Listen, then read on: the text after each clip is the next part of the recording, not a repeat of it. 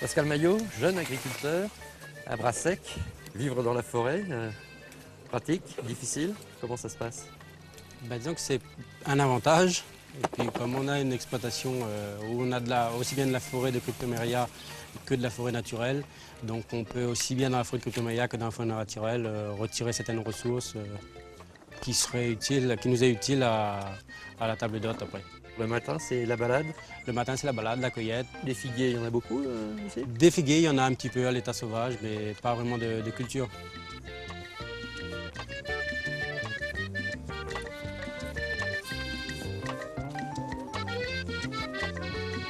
C'est une propriété privée avec une partie en zone naturelle.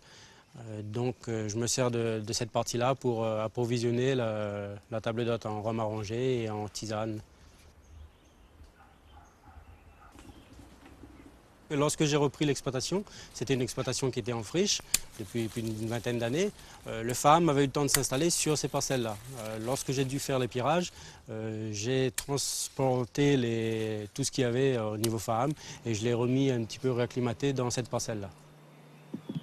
C'est une orchidée qui fleurit. C'est une orchidée qui fleurit, qui donne une petite fleur blanche un peu exactement comme celle-ci, qui est très parfumée, qu'on peut utiliser aussi dans les tisanes et les rhums arrangés, mais à des doses beaucoup moins importantes. Pascal, les femmes orchidées, mais aussi lieu d'accueil ici à Brassec. Nous avons mis les gens sur des accueils un petit peu, des hébergements séparés de la maison, avec ici un tipi réalisé en bois. Attends. Quicksilver, il meurt. Allez, les tipis en bois, Quicksilver fait partie de l'accueil aussi. Ah oui, Quicksilver fait partie de l'accueil.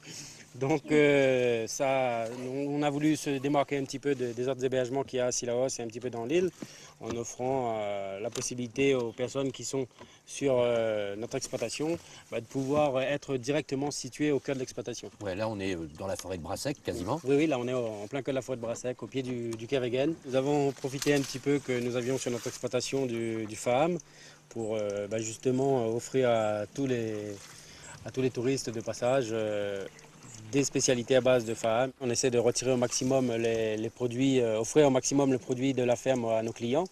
Donc là, c'est plutôt ma femme, Linda, qui s'occupe de tout ça.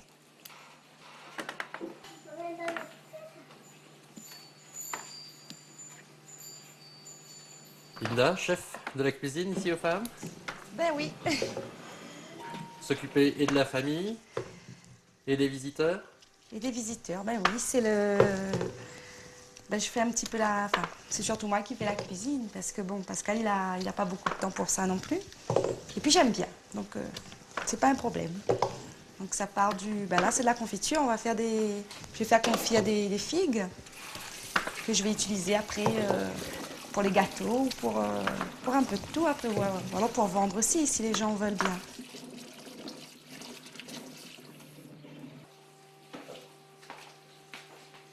Quelle confiture tu fais également?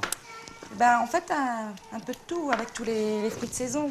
Avec ce qu'on peut avoir, que ce soit la banane, l'ananas, les papayes vertes, les tomates, la pêche. En fait, tous les fruits qu'on peut avoir, qu'on peut trouver. Ça va cuire. Ben là, il faut laisser je dirais bien 3 heures.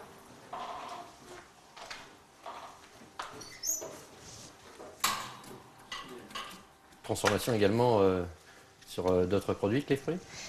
Ben, on fait un peu je dirais que des plats cuisinés qu'on met en pot, puis qu'on fait stériliser pour la conservation. Donc il y a les andouilles avec le chouchou, avec la papaye verte. Et puis on fait aussi du canard confit avec des lentilles de Sillaos. Une spécialité particulière avec le canard de la cour? Ah ben oui, donc le canard c'est une viande particulière, donc il faut quand même bien la préparer. Et puis nous on a trouvé une façon de cuisiner ça avec du faham. Linda, tu peux nous donner la recette du canard aux femmes? Ah ben bien sûr, en fait il faut faire cuire d'abord le canard au four. Donc là ça cuit bien 2 heures à pas trop forte température parce qu'il ne faut pas que ça cuise trop vite. Il faut que ça devienne juste rose. Une fois que c'est cuit, on met à la marmite. Donc là c'est avec du l'ail et le faham simplement et puis de l'eau. Et c'est pareil, donc il faut laisser cuire encore bien de bonnes heures parce que bon, le canard c'est quand même une viande assez dure, donc il faut que ça cuise longtemps.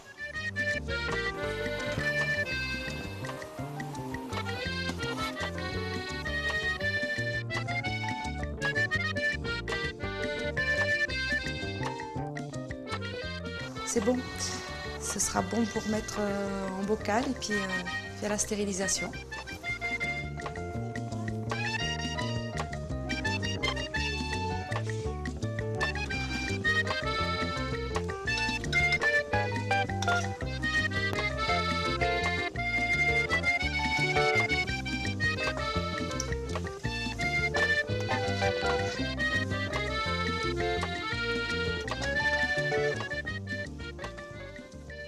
Notre spécialité au niveau de la table d'hôte, c'est le rôti de canard aux femmes. Et on l'utilise aussi dernièrement, depuis presque un an bientôt, dans une bière maison que je fabrique directement ici sur l'exploitation. Comment t'es venue l'idée de faire de la bière? Disons que j'avais fait une formation en viticulture œnologie en métropole. Et en voulant m'installer ici pour trouver des terrains pour faire de la vigne, je n'ai pas trouvé de terrain qui était apte à la culture de la vigne. Donc comme j'ai trouvé cette exploitation-là qui fait un petit peu trop froid et trop humide pour la vigne, donc je me suis décidé à faire autre chose que du vin. Donc c'est à partir de ce moment-là que l'idée est venue de faire de la bière et qu'on a commencé à sortir les premières bouteilles. Comme matière première, on ne peut pas faire de bière sans de l'orge. Et il faut aussi du houblon. Le principe de la bière est très simple. Il faut avoir du sucre fermentescible pour pouvoir avoir de l'alcool. Donc on concasse légèrement la graine. Il ne faut pas vraiment l'écraser. Il ne faut pas faire de la farine en fait. C'est juste casser la pellicule. Après à partir de là, on a une sorte de... Vous voyez, un petit peu comme une farine, un petit peu beaucoup plus gros qu'une farine. Donc ça va partir après en cuisson pour pouvoir extraire le sucre de tout ça. Alors Pascal, tout l'orge a été moulu, écrasé. Qu'est-ce qui va se passer maintenant? Là, on attaque la deuxième étape qui consiste à obtenir, ça qui s'appelle l'empâtage, qui consiste à obtenir de tout ça un jus riche en sucre, le sucre étant bien sûr retiré de toutes ces graines. C'est une marmite avec un contrôle de température qui permet, comme en bière, il y a plusieurs étapes de cuisson qui viendra un petit peu plus tard, on le verra tout à l'heure. Donc on est obligé de respecter des paliers de température. Là il est à 70. Donc ça va nous permettre de mettre l'orge en contact avec l'eau et d'en extraire les sucres. Ça a déjà de l'odeur. Oui, ça a déjà de l'odeur. Là on voit aussi, bon là c'est ce que je vous ai préparé, je suis en train de préparer actuellement, c'est une brune. Donc on commence déjà à bien voir la couleur. Beaucoup plus clair pour les blondes et pour les...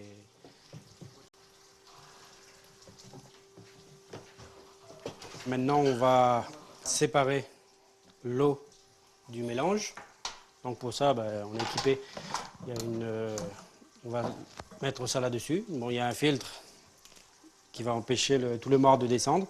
Et puis nous, on va pouvoir récupérer tout le liquide sucré.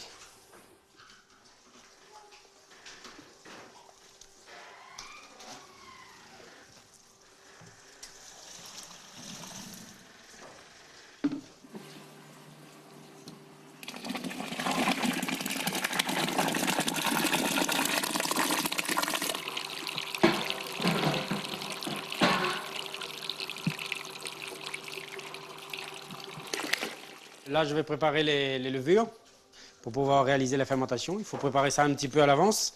Donc la levure, c'est un être vivant, mais là, c'est sous forme déshydratée. Donc il va falloir le remettre dans l'eau pour que ça commence à se multiplier. Et après, pouvoir permettre la fermentation du mou qui est un petit peu plus loin là-bas. Mais ça, c'est uniquement à la fin qu'on va le remettre. Hein, parce qu'en attendant, avant de mettre ça, il va y avoir une cuisson où on va rajouter le houblon ainsi que le faham séché. Le petit sac qui sert uniquement à contenir le houblon lorsqu'il sera dans le jus qu'on aura récupéré. Lorsqu'il y aura la dernière fermentation, il y aura beaucoup de formation d'écume. L'huile de houblon va servir à limiter un petit peu cette formation d'écume. Et lorsqu'on servira dans le verre, par exemple, tu auras beaucoup moins de mousse que si tu ne mettais pas de houblon. Le houblon sert aussi à amener l'amertume d'une bière. Le faham, il va rentrer dans des petits sacs comme ça aussi. On va rajouter un petit peu d'épices. Bon, on peut rajouter ce qu'on veut. Hein. Là, ça va être un petit peu de cannelle.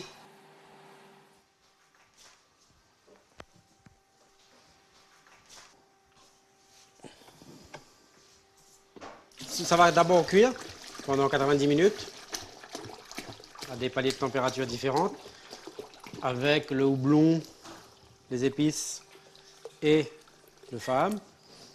Ensuite, ça va être refroidi assez rapidement. On va rajouter la levure et laisser fermenter tout ça pendant 8 jours à peu près.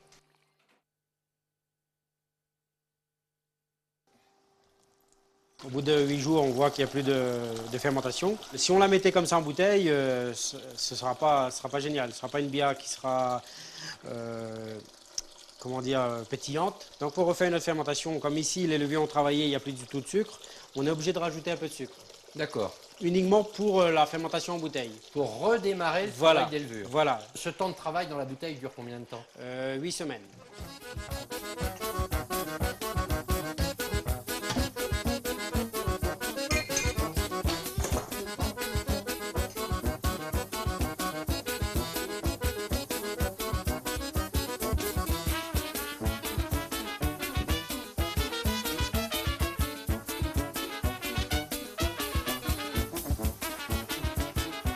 Voilà, une jolie couleur, une bonne mousse.